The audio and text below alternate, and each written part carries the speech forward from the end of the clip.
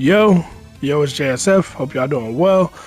So let me start off by saying this is not a video about Shiva Stomp because I feel like that topic has been covered to death. We know it's stupid. Anybody who tries to make excuses for the design of that move, like you're just shilling and you're like, you are what you are at that point, right? Anybody with half a brain knows a Shiva Stomp is stupid. So I want to get it across that this video is not necessarily about that move. It's about the ramifications of gameplay design and just when you don't know what the hell you're doing, bro. But in order to tell what a story I gotta tell, I gotta address the move because it's happened again. And if you saw, like a lot of people saw, you know exactly what I'm talking about. So backstory, right? What the hell am I talking about? So at&t is throwing a tournament, right? I believe it's called the at&t Annihilator Cup, where they invite a bunch of the biggest streamers in all of Twitch, right? The biggest streamers, well, some of the biggest streamers, just in streaming in general, whether you stream video games, they said somebody's like an IRL streamer. Of course, most of them stream video games, but people who are well-known, big followings, the only person I really recognize is like Shroud. But anyway, long story short, that tournament happened, Mortal Kombat 11. Now, if you don't know the format of the tournament, it's like 4 or 5 weeks, they play 4 or 5 different games. So every week is a different game. So they're not people who play the game that they're playing, right? They might be a Counter-Strike player, they might be something else player, whatever. So one of the games they had play is Mortal Kombat 11. Now this is marketing. at&t owns Warner Brothers. A Mortal Kombat movie's coming out. A lot of eyes are going to be on it. They want to put Mortal Kombat in front of people as much as possible. Cool, I totally understand that from a business standpoint, right? But these are people who don't play Mortal Kombat, who don't play fighting games for the most part. So this is pretty much the definition of a casual. When you say, hey, you're a competitive player, you're a casual player, these are the people who are casuals. People who like buy the game, might play it every now and then, once a month, once a week, like just have it, right? But you don't play it with the intent of learning all the mechanics, learning how to get good, all that sort of stuff. You just play it, you know, you put a few hours into it tops and that's it, right? Cool, and that's totally fine. But I think this is important because this is if you guys don't know, during this tournament, if you looked at the viewership, there were over 100,000 people watching Mortal Kombat 11 footage, right? Whether it was from one streamer's point of view, for whether it's the entire tournament, there were more viewers than any Mortal Kombat tournament or any NetherRealm content has ever gotten on Twitch concurrently, right? That's important to note, right?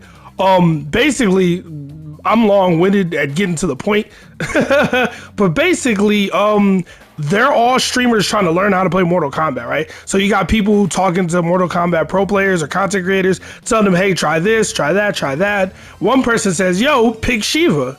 Why should I pick Shiva? And the guy doesn't know. It's like, oh, she has this unblockable stomp move that distracts the opponent. Just pick Shiva. So long story short, one guy picked Shiva, and you can guess what happens, right? But I want to show you this. I want to show you this clip because this is what this game is doing to people. Mind you, there's like $100,000 on the line for this tournament for all the games, not just for Mortal Kombat, but there's like 100K on the line. There's a lot of money on the line for this. This is a big tournament, right? So just watch this clip and tell me what you think. So useless. Damn it. I can't do anything. Shit. I know it's supposed to be fun. I get it. I shouldn't be crying, but I really can't do anything. This sucks. How do I get out of this, dude? I guess I have to just block. Oh gosh. Oh, it's horrible. They don't even know how to do a fatality. Damn, that's ruthless. Now, I have a hard time watching that clip. I think it's pretty sad. I mean, I don't think I would take it that hard, but I feel for the person, right? I feel for her. Like, it sucks, but this is the game. This is the game. This is what they designed. This is what they have. And here's how NRS shot themselves in the foot. Here's how NRS literally killed their own game. Here's how they did it to themselves, right? When you design this game to be so easy, so casual friendly, right? There's a video, this slightly a little bit off topic. There's a video by Core A Gaming from like 4 years ago or something, called "The Consequences of Reducing the Skill Gap." I think everybody should watch that video. That channel is way better than mine. But anyway, The point is, when you try to make a game more accessible, that's not necessarily the problem. But if you try to reduce the skill gap, that's a problem. By reducing the skill gap, I mean you make it so people who don't know how to play have a better chance against people who do know how to play. You add a bit of a dice roll element. This is why I call it Mario Party, why it's a party game, right? I've talked about that before. But my point is, when you make it so easy for anyone to win, that means you make it so easy for someone else to lose, right? The thing about fighting games is they're 1v1, right? There aren't really team like fighting games like that. And even if it's 3v3, it's usually one person controlling three, one person controlling three. So what this situation is, one person is literally just pressing down, up over and over again. The other person is literally crying because they don't know what to do and they don't know how to beat it. And it's not to say, oh, like some people are like, why don't you just dash? Why don't you just do this? Fam, this isn't even the only clip. This is just the only one y'all saw. I saw another clip of somebody playing Sub-Zero getting stomped the same way. He was trying to do Sub-Zero slide to get out of the way of the stomp. And like, that tells me that he's thinking, right? He's like trying to slide. Like, oh, hey, this move is gonna track me, but if I slide, it'll get me out of the way, right? No, it won't. Like, this is the problem. In making this game so easy because you want more casuals to play it, you made it more terrifying for casuals to play because it's so easy for them to get dominated in. Like, you literally just ruined your entire gameplay philosophy. You fucking killed it because you wanted this stupid ass character with this stupid ass move in the game. You literally ruined, like, casual, like, I hope everybody who watched that shit said, this game is stupid and I'm never playing it. I hope, like, at first I was kind of upset, but I was like, maybe this is what the game needs. Maybe 100K people need to see how idiotic this game's design is. You know what I mean? And just see this over and over again and see that you can win a tournament or win, money doing this and realize that the game is a fucking joke. It's a kusoge. Shout out to Juna. But yeah, I thought this was like, this was really interesting because it kind of, like I said, this video is not just about Shiva Stomp. It's about when you try to design your games to be accessible, you got to be careful. You got to know what you're doing. You got to have a gameplay philosophy in mind. Because if you make it so, oh, okay, well, it's really easy. Now anybody can win. It's like, well, yeah, now people will just get, people who know even, like pro players have struggled with this.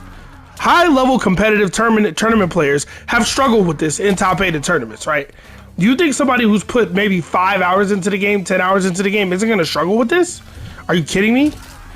If I was a casual and this was the first game I ever bought and I practiced for like 6 hours to try to get good, then I go online and this shit happens to me, or I go in a tournament, you know what I mean? For casuals, not against pros, I'm going to be like, what the fuck?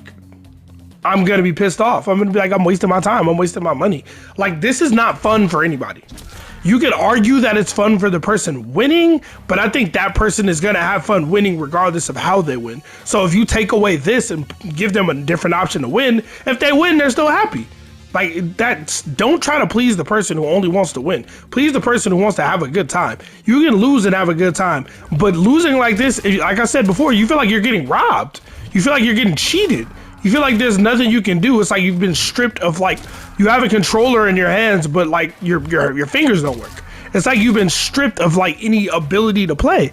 And it like, this ruins it. This is just so funny to me. Fucking self-fulfilling prophecy, bro. That's the only reason I'm making this video, because I find it hilarious. Like, NetherRealm wanted to make this game so easy. You wanted to remove all the difficulty. The only thing in this game that you could argue takes any kind of knowledge and skill is flawless blocking, and that shit's easy, right? There's no level of difficulty in this game. Low level Mortal Kombat looks like this. High level Mortal Kombat looks like this.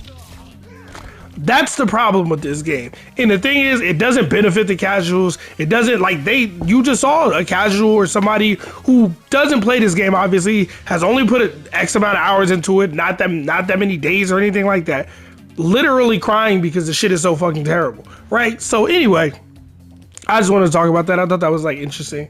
Yeah, this game is what it is. I think this is probably the final nail in the coffin. I want this game to die pronto, and I think it is dying. I mean, Ed Boon's on Twitter talking about 22 days. Who knows? Maybe we get something early May. That's possible, but I'm still thinking June is when we get an announcement, and I'm pretty sure it's going to be an announcement of a new game. Could be Injustice 3 or a new IP. It's not going to be MK12. I don't think it's going to be Combat Pack 3, but anyway, let me know what y'all think. Let me know if y'all watched this tournament. I didn't watch the full thing. I think the guy who was stomping with Shiva ended up winning the entire thing, I think, but I don't know for sure. I didn't watch all of it, but yeah, I thought this shit was interesting. At this point, I think if we were going to get a patch, they would nerf it now because everybody has seen how ridiculous it is. You know what I mean? There's no way they wouldn't nerf this, right? And I think the only way they won't nerf Shiva Stomp is if they're done patching the game, which is what it seems like, which means they're moved on to a new project. So anyway, be on the lookout in the next few weeks for an announcement of a new game from NRS. This game will die a slow and painful death as it should. And once a new game is announced and once Strive comes out, I'm never touching this bullshit again. So anyway, I'm gonna go ahead and get up out of here. Y'all stay safe, have fun. JSF, I'm outie. Peace.